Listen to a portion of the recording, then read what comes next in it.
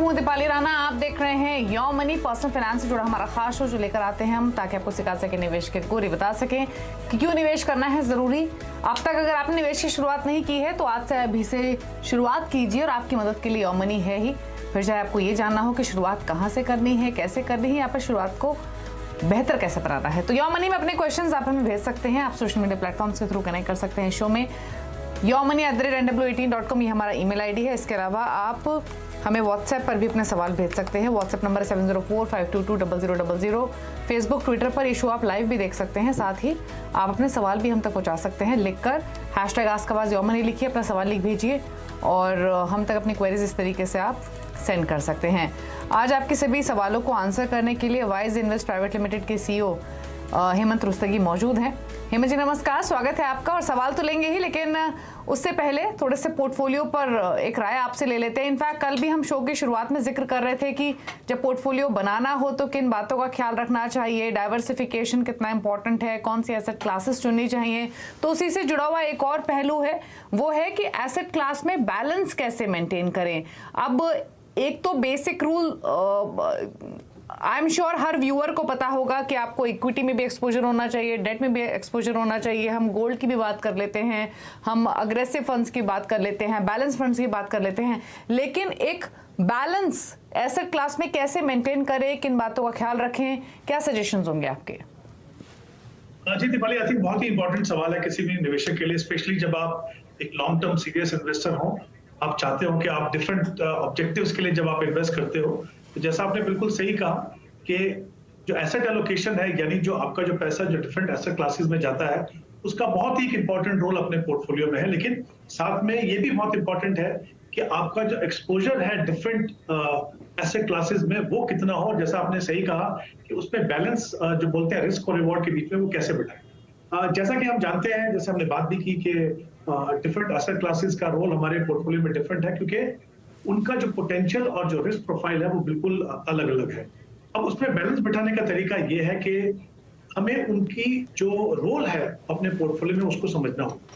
जैसे अगर हम डेट इंस्ट्रूमेंट की बात करें तो उनका जो बेसिक ऑब्जेक्टिव ये है कि वो आपको कैपिटल सेफ्टी दे, और कैपिटल सेफ्टी के साथ आप चाहते हैं कि आप ऐसे इंस्ट्रूमेंट में इन्वेस्ट करें जहां पे आपको रिटर्न जो है, जो ट्रेडिशनल ऑप्शंस है, उनसे कहीं थोड़ा बेहतर मिले। इक्विटी का अगर हम रोल देखें पोर्टफोलियो में तो वो ये है कि लॉन्ग टर्म में हमारा जो रिस्क है, वो इन्फ्लेशन का जो रिस्क है, वो सेफ्टी ऑफ कैपिटल से बड़ा रिस्क है। तो आपको ऐसा पोर्टफोलियो बनाना है, उतना एलोकेशन करना है इक्विटी में कि आपके जो लॉन्ग टर्म गोल है वहां पे आप इन्फ्लेशन से ज्यादा रिटर्न, यानी जो रियल रेट ऑफ रिटर्न है वो आपका पॉजिटिव। तीसरी जो मेजर एसेट क्लास अमूमन जो हमारे पोर्टफोलियो में होती है वो है गोल्ड। अब उसका प्रोपोर्शन वो हमारे रिक्वायरमेंट के हिसाब से अलग अलग हो सकता है, लेकिन उसका जो रोल है वो ये है कि वो कहीं ना कहीं पोर्टफोलियो में थोड़ा बैलेंसिंग करता है, स्पेशली जो वॉलेटाइल है। अब इन तीनों में हम बैलेंस कैसे बिठाएं, हमें ये समझना होगा कि जब हम गोल बेस्ड इन्वेस्टमेंट की बात करते हैं तो वहां पे इंपॉर्टेंट चीज है, जैसे हम डिफाइन करते हैं कि हमारे कौन से गोल है शॉर्ट टर्म के, कौन से गोल है मीडियम टर्म के, और कौन से लॉन्ग टर्म के हैं। तो लॉन्ग टर्म में जैसा मैंने पहले कहा, हमारा रोल जो ऑब्जेक्टिव जो होता है वो है इन्फ्लेशन को बीट करने का। तो जो भी इन्वेस्टमेंट हम कर रहे हैं लॉन्ग टर्म के लिए, जहां पे हमें इन्फ्लेशन को बीट करना है, चाहे वो हमारी रिटायरमेंट प्लानिंग हो, चाहे वो हमारा बच्चों की एजुकेशन हो, या कोई बड़ी एसेट खरीदनी हो हमको, वहां पे हमारा जो रोल है वो इक्विटी में हो, उसका जो डोमिनेंट पार्ट जो है वो इक्विटी में जाए।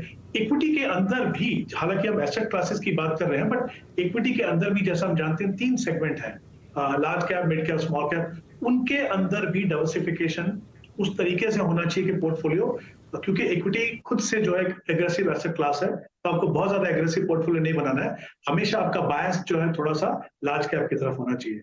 डेट के अंदर अगेन आप अपना टाइम होराइजन देखते हैं, कितना समय आपके पास है, जहां पे आपको कैपिटल सेफ्टी को देखना है, तो वहां पे आपका पैसा जो है वो डेट में जाएगा। देखिए ये इसलिए इंपॉर्टेंट है क्योंकि हमने बात की बैलेंस की रिस्क और रिवॉर्ड के बीच में। हम जानते हैं बाय नेचर इक्विटी वॉलेटाइल है, हमें पता है कि समय समय पर वॉलेटिलिटी आएगी। अगर हमारा टाइम होराइजन क्लियर है और लंबा है तो हमें ये हौसला मिलेगा, शायद हमें वो समय मिलेगा कि हम उससे घबराएं नहीं, क्योंकि हमें पता है कि अभी हमारे पास 10 या 15 साल का समय है। उसी तरीके से शॉर्ट टर्म में आप अगर पैसा इक्विटी में लगाओगे तो वॉलेटिलिटी होगी, नुकसान हो सकता है।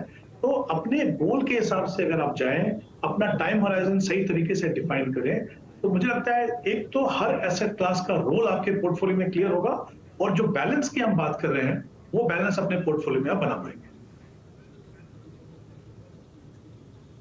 ओके, ठीक है।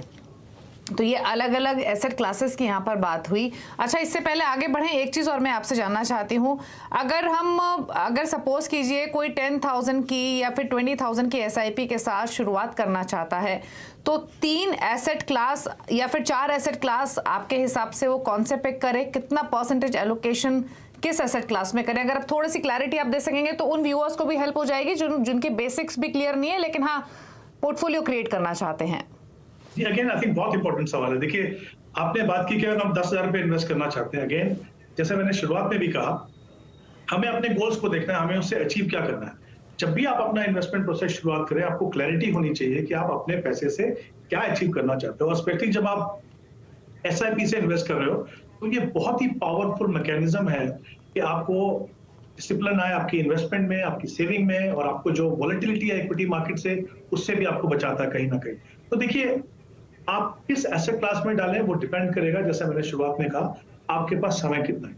अगर मान लीजिए आपका गोल आज से 3 या 4 साल दूर है, तो जाहिर सी बात है कि आपकी इन्वेस्टमेंट या तो डेट ओरिएंटेड हाइब्रिड फंड्स में होगी। अगर आपके पास उससे 2 या 3 साल ज्यादा है, तो आप इक्विटी ओरिएंटेड हाइब्रिड फंड में जा सकते हैं, जहां पे इक्विटी, डेट और इवन आर्बिट्राज का मिक्सचर आपको मिलेगा।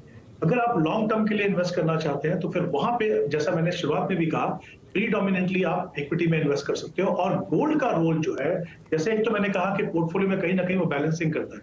दूसरा ये कि अगर आप किसी भी ऑब्जेक्टिव से गोल्ड को एक्यूमुलेट करना चाहते हो, तो अगेन वो टाइम होराइजन डिफाइन करके उसमें भी आपके पास बहुत सारे तरीके हैं इन्वेस्ट करने के। तो आई थिंक सबसे इंपॉर्टेंट फैक्टर है आपका टाइम होराइजन और आप अपने पैसे से क्या अचीव करना। ओके, चलिए, तमाम बातें आपको एसेट क्लास बैलेंसिंग से जुड़ी हुई बताई है हेमंत जी ने। कोई कंफ्यूजन हो तो क्वेश्चन जरूर भेजिए। बढ़ेंगे आगे, सवाल ले लेते हैं। विक्रम हमारे साथ अब मौजूद है फोन लाइन पर अपना क्वेश्चन पूछने के लिए। विक्रम, बताइए क्या सवाल है। मैडम, वैसे मैंने डिटेल दे रखी है आपको, और मेरा एक्चुअली अभी ये जानना था, एक तो SBI का फोकस फंड जो है वो काफी टाइम से उसमें परफॉर्मेंस आ नहीं रही है, और दूसरा अगर मान लीजिए मेरे को कुछ 3-4 महीने के लिए कुछ डेब्ट फंड में डालना हो, तो कौन से फंड में डाल सकते हैं, क्योंकि मेरे पास कुछ लमसम अमाउंट पड़ा हुआ है। बाकी डिटेल्स आपको मैंने शेयर कर रखी है। तो यानी आप लमसम कुछ डेट फंड्स में एलोकेट करना चाहते हैं, करेक्ट? हाँ, 2-3 महीने के लिए वो करना चाहता हूँ मैं, लमसम अमाउंट जो डेट फंड में कौन से में डालूं? कितना अमाउंट अगर आप बताना चाहें तो? मैडम, 2.5 से 3 लाख रुपए। ओके, तो 2 सवाल हेमंत जी इनके। पहला तो मैं इनकी SIP के बारे में आपको जानकारी दे दूं। 36,500 की इनकी SIP चल रही है, और फिलहाल जो इनके पोर्टफोलियो की वैल्यू है वो 13 लाख हो चुकी है, यानी पहले से इन्वेस्ट कर रहे हैं ये। फंड्स अगर मैं मेंशन करूं तो कैनरा रोबो का इमर्जिंग इक्विटीज में 2,000 रुपए महीना है, निपॉन इंडिया स्मॉल कैप में 3500 रुपए महीना, कोटक इमर्जिंग इक्विटी में 10,000 per month, SBI focus equity में 4,000 per month, SBI Contra fund में 5,000 per month, HDFC flexi cap में 6,000 पर मंथ और फ्रैंकलिन इंडिया ब्लू चिप में 6,000 पर मंथ है, और 2 करोड़ का टारगेट है 20 इयर्स में। तो पहला तो ये इनका SIP का पोर्टफोलियो कैसा है, कुछ चेंजेस करने हैं, साथ ही इनका गोल हासिल हो सकता है या फिर नहीं। दूसरा, जैसे आपने सुना, 2 से 3 महीने के लिए 2.5 लाख रुपए डेट फंड में डालने हैं, किन फंड को चुने? देखिए दीपाली, इनके पास 20 साल का समय है। इन्होंने कहा इनका टारगेट जो है वो 2 करोड़ है, लेकिन वो इन्वेस्टमेंट जो कर रहे हैं 36,500 पूरा का पूरा इन्वेस्टमेंट जो है वो इक्विटी फंड्स में है। अगर ये इस प्रोसेस को कंटिन्यू करते हैं अगले 20 साल तक, तो मुझे लगता है तकरीबन 4 करोड़ का ये कॉर्पस बना पाएंगे। तो जैसा कि आप देख सकते हैं बहुत क्लियरली कि उनके गोल से कहीं ज्यादा, ऑलमोस्ट डबल पैसा ये एक्यूमुलेट कर देंगे। तो एक इंपॉर्टेंट चीज इनके लिए ये है, या तो ये अपने गोल को रीडिफाइन करें, देखें कि वाकई में इनको 2 चाहिए या ज्यादा चाहिए, या फिर चाहें तो इसका कुछ हिस्सा किसी और लॉन्ग टर्म गोल में भी एलोकेट कर सकते हैं। तो ये समय समय पर ये देखना बहुत जरूरी है अपने पोर्टफोलियो को कि किस तरीके से उसको थोड़ा रियलाइन करें। तो जहां तक गोल का सवाल है, जैसे मैंने कहा, कोई इशू नहीं है। इनका जो कंसर्न है SBI फोकस फंड के बारे में, मैं समझ सकता हूं, क्योंकि वो ये बात सही है, पिछले 1-1.5 साल से उस फंड की परफॉर्मेंस उतनी अच्छी नहीं है। बट ये मैं कह दूं कि बहुत ही क्वालिटी पोर्टफोलियो है, फोकस फंड है, तो कंसंट्रेटेड बेट लेता। और एक और इशू इसमें ये है कि थोड़ा पैसा इसमें US मार्केट में भी लगता है, और हमने देखा कि US के अंदर गिरावट हमारी मार्केट से कहीं ज्यादा हुई है, और कुछ सेक्टर जो प्रोमिनेंट सेक्टर है, जैसे IT हो गए, उसमें अच्छी कंपनियां हैं, लेकिन उसकी परफॉर्मेंस जो है पिछले 1 साल में अच्छी नहीं है। तो मुझे लगता है कि 1 साल की परफॉर्मेंस से, बिकॉज पोर्टफोलियो क्वालिटी बहुत अच्छी है, घबराए नहीं, आप उस फंड के अंदर बने रहें, उसमें कंटिन्यू करें। मुझे लगता है आगे जाके इस फंड में आप डेफिनेटली परफॉर्मेंस में सुधार देखेंगे। अब इन्होंने कहा कि 2-3 महीने के लिए इनको पैसा इन्वेस्ट करना है, तो जाहिर सी बात है बहुत ज्यादा लंबा समय तो है नहीं इनके पास। बट अच्छी बात यह कि डेट में हमारे पास बहुत सारी कैटेगरीज है, तो चाहे तो ये किसी जैसे लिक्विड फंड में डाल सकते हैं, या फिर अल्ट्रा शॉर्ट टर्म फंड, अगर थोड़ा सा अगर वो रिटर्न थोड़ा बेहतर चाहते हैं, इन 2 कैटेगरी ऑफ फंड्स में जाएं। इससे ऊपर अगर आप जाएंगे तो पोर्टफोलियो ड्यूरेशन थोड़ा सा लंबा हो जाता है, और फिर वहां पे वोलेटिलिटी का थोड़ा खतरा रहता है। तो बहुत ध्यान से आपको इन्वेस्ट करना है। जैसे मैंने कहा, लिक्विड फंड में चाहे तो वो सबसे अच्छी ऑप्शन रहेगी इस समय पे इन्वेस्ट करने के लिए, 2 या 3 महीने के लिए।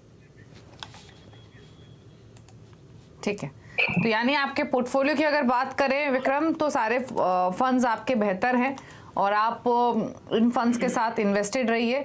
रही बात आपके गोल की, तो आप तो 2 करोड़ का टारगेट लेके चल रहे हैं, लेकिन हेमंत जी की कैलकुलेशन के हिसाब से 4 करोड़ आप अचीव कर सकेंगे 20 ईयर्स में।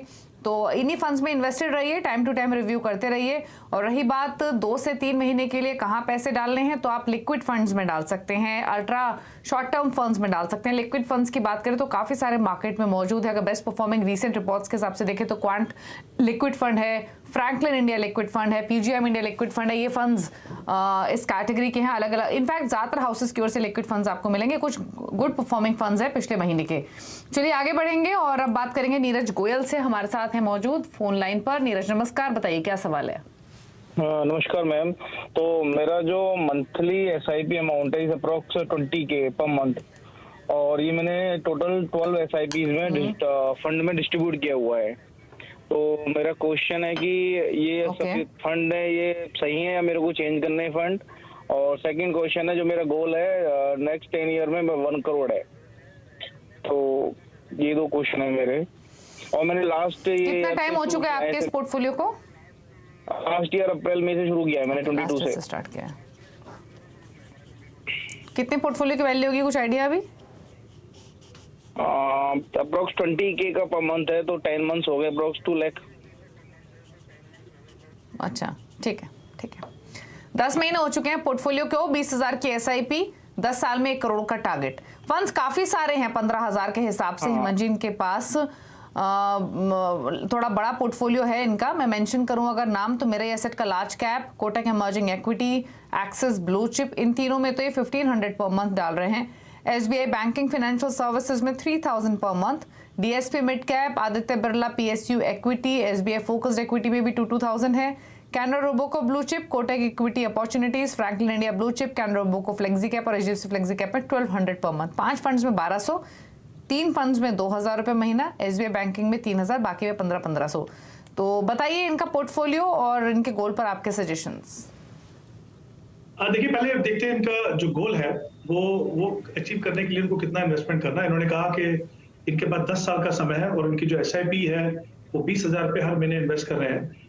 तो 10 साल में अगर हम एक एज्यूम रेट ऑफ रिटर्न मान लीजिए 12% एनुअलाइज रिटर्न मान के चलें, तो इनको अपने गोल तक पहुंचने के लिए 43,000 का इन्वेस्टमेंट करना होगा। अभी जो इनकी इन्वेस्टमेंट है 20,000, जो इनकी रिक्वायर्ड अमाउंट है उससे काफी कम है। तो जाहिर सी बात है कि 10 साल का समय है, लेकिन एवरेज होल्डिंग पीरियड, क्योंकि आप एसआईपी से इन्वेस्ट कर रहे हैं तो काफी कम होगी उससे। तो आपको कोशिश ये करनी है कि जितना जल्दी हो सके अपनी इन्वेस्टमेंट को आप बढ़ाएं, नहीं तो फिर आपको अपने गोल्स को थोड़ा सा फिर से रियलाइन करने की जरूरत पड़ेगी। तो एक तो ये जहां तक जो नंबर्स का सवाल है कि कितना इन्वेस्टमेंट करनी है इनको। दूसरा, दीपाली, जैसे आपने बिल्कुल सही कहा, 20,000 के लिए इनके पास 12 फंड है। ये मैं कहना चाहूंगा डेफिनेटली कि इन्होंने जो फंड चुने हैं अपने कैटेगरीज के, वो फंड काफी अच्छे हैं, इनका फंड सिलेक्शन काफी अच्छा है, तो उन्होंने ये अच्छा काम किया है। लेकिन 12 फंड, मुझे नहीं लगता 12 फंड की आपको जरूरत है 20,000 पे इन्वेस्ट करने के लिए। कभी कभी क्या होता है, जब आप ओवर डाइवर्सिफिकेशन करते हैं तो एक जैसे फंड जब आते हैं तो पोर्टफोलियो का बिहेवियर भी एक जैसा होता है। तो मुझे लगता है आपको अपने पोर्टफोलियो को कंसोलिडेट करना चाहिए। 4 या 5 फंड आपके पोर्टफोलियो में 20,000 के इन्वेस्टमेंट के लिए बिल्कुल ठीक रहेंगे। अच्छी बात यह है कि आपने अच्छे फंड को चुना हुआ है।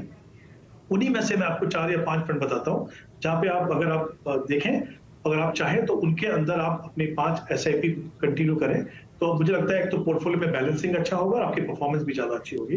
तो कोटक के 2 फंड है आपके पास, कोटक इमर्जिंग और कोटक इक्विटी अपॉर्चुनिटी, उन दोनों को आप अपने पोर्टफोलियो में रखिए, उनमें इन्वेस्टमेंट अमाउंट बढ़ाइए। जैसा मैंने कहा 4-4 हज़ार रुपए अगर इन पांचों में करें तो आपका गोल पहुंच जाएगा। And HDFC flexi cap, Canara Robeco flexi cap और SBI फोकस फंड जिसके बारे में ये 5 फंड अपने एग्जिस्टिंग पोर्टफोलियो से रखिए, थोड़ा सा अमाउंट रीअलाइन कीजिए वहां पे, और मुझे लगता है कि और जैसा मैंने कहा कि गैप है आपकी इन्वेस्टमेंट में, उसका पूरा कीजिए अपने लक्ष्य तक पहुंचने के। तो थोड़ा सा पोर्टफोलियो को रीअलाइन करने की ज़रूरत है। आपको इतने सारे फंड्स की ज़रूरत नहीं है, 4 से 5 फंड्स रखिए। कौन से वो फंड्स हैं आप नोट कर लीजिए इन फंड्स को। Kotak emerging equity, Canara Robeco flexi cap, SBI focused equity, HDFC flexi cap और कोटक इक्विटी अपॉर्चुनिटीज, ये 5 फंड्स रखें। इन 5 फंड्स में 4000 ईच आप डालिए और 12 फंड्स की तो बिल्कुल भी जरूरत नहीं है। रही बात आपके गोल की, तो आपको 40 से 43 हज़ार की SIP करनी पड़ेगी अगर आपको 10 ईयर्स में 1 करोड़ का टारगेट चाहिए। तो SIP एलोकेशन भी आपको इंक्रीज करना होगा। फंड्स आप यही रखिए अपने पोर्टफोलियो में। ऑल्दो आपके फंड्स ठीक हैं, सिलेक्शन ऑफ फंड्स ठीक है, लेकिन इतने बड़े पोर्टफोलियो की जरूरत नहीं है इस राशि के लिए। चलिए, तो ये तो सजेशन हुई नीरज के लिए। अब इसी के साथ एक ब्रेक के लिए रुक जाते हैं, लौटेंगे तो कुछ और कॉलर्स से बातचीत करेंगे, उनके सवालों को लेंगे। चल वापस आते हैं ब्रेक के बाद।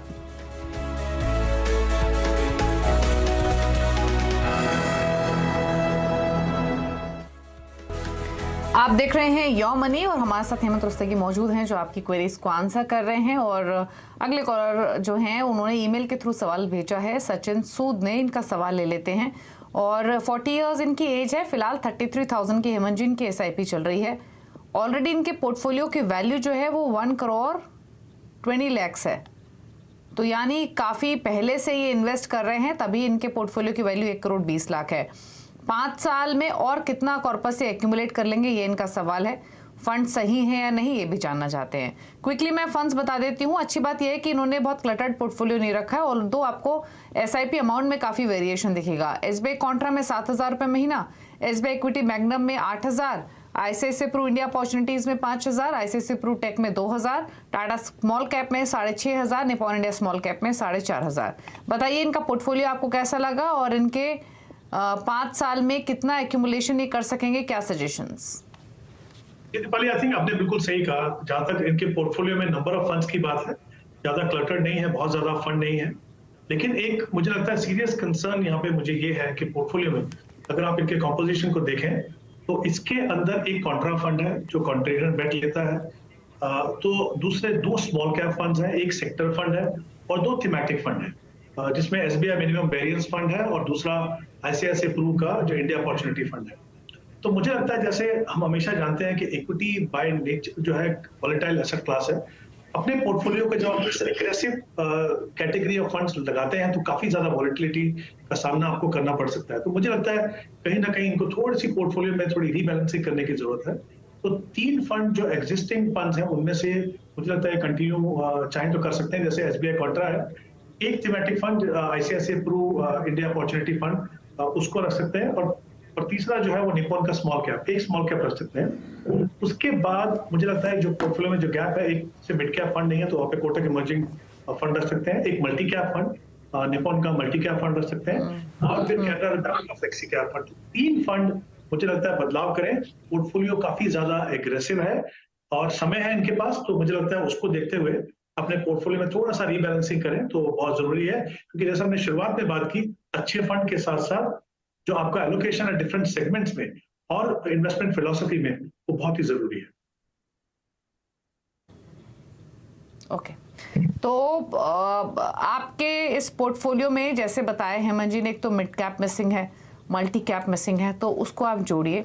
और स्मॉल कैप भी आपने 2-3 फंड्स लिए हुए हैं, तो इतने फंड्स की ज़रूरत नहीं है, एक ही फंड रखिए। उसी हिसाब से जो आपको सजेशन दिया गया है, तो आपके पोर्टफोलियो में से 3 फंड्स तो ठीक है जिनमें आप कंटिन्यू कर सकते हैं। एक तो SBI कॉन्ट्रा है, ICICI प्रू इंडिया अपॉर्चुनिटीज़ है, निपॉन इंडिया स्मॉल कैप है। आपको मल्टी कैप और मिड कैप, एक फ्लेक्सी कैप जोड़ना है। ये 3 ऑप्शंस जो आपको सजेस्ट किए हैं हेमंत जी ने, उसके 3 नाम भी बता दिए हैं, Kotak emerging equity, Nippon India multi cap, Canara Robeco flexi cap. तो ये 3 फंड्स और ऐड कीजिए, 3 अपने पोर्टफोलियो से चुनिए और इन्वेस्टेड रहिए। ये बदलाव आपको करने हैं। हेमंत जी के चलिए टॉप 4 फंड्स ही पूछ लेते हैं उन व्यूअर्स के लिए जो हेमंत जी की चॉइसेस के साथ पोर्टफोलियो क्रिएट करना चाहते हैं। तो बताइए आपके टॉप 4 फंड्स। जैसा मैंने कहा कि बहुत इंपॉर्टेंट है इक्विटी में, आप अगर इक्विटी की बात करें तो वेल डाइवर्सिफाइड पोर्टफोलियो बनाएं, तो उसमें एक मल्टी कैप फंड जिसकी मैंने अभी बात की, Nippon India multi cap fund, और एक मिड कैप फंड जो कोटक इमर्जिंग इक्विटी फंड, और लार्ज एंड मिड कैप मुझे लगता है बहुत इंपॉर्टेंट कैटेगरी है किसी भी इन्वेस्टर के लिए जो लॉन्ग टर्म का पोर्टफोलियो बनाना चाहते हैं। तो वहां पे ICICI Pru large and mid cap और SBI large and mid cap, ये 2 फंड, तो कुल मिला के ये 4 फंड है। चाहे आप एग्जिस्टिंग इन्वेस्टर हो, चाहे आप नए इन्वेस्टर हो, इन फंड को डेफिनेटली अपने पोर्टफोलियो में शामिल कर सकते हैं।